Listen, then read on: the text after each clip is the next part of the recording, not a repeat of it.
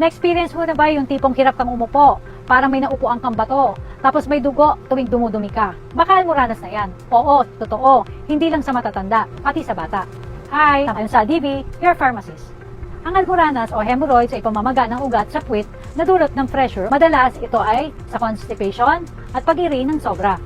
At pwede din sa mga nagbubuntis o madalas na pagbubuhat ng mabigat. Ano ang pwede mong gawin? Una, gamot na pampahid para mabawasan ang pamamaga at kati. Pangalawa, pain reliever tulad ng paracetamol para maibsan ang kirot. Pangatlo, high fiber diet katulad ng prutas, whole grain, gulay para maging malambot ang dumi. Pang-apat, uminom ng maraming tubig upang maiwasan ang matagal na pag-upo. Pang-lima, warm sitz bath. Pag-upo sa maligamgam na tubig, ilang minuto para maibsan ang sakit. Pero kung malala, halimbawa sobrang pagdurugo o sobrang laki ng almoranas, kailangan mo nang kumonsulta kay doc. At minsan, surgery na ang solusyon.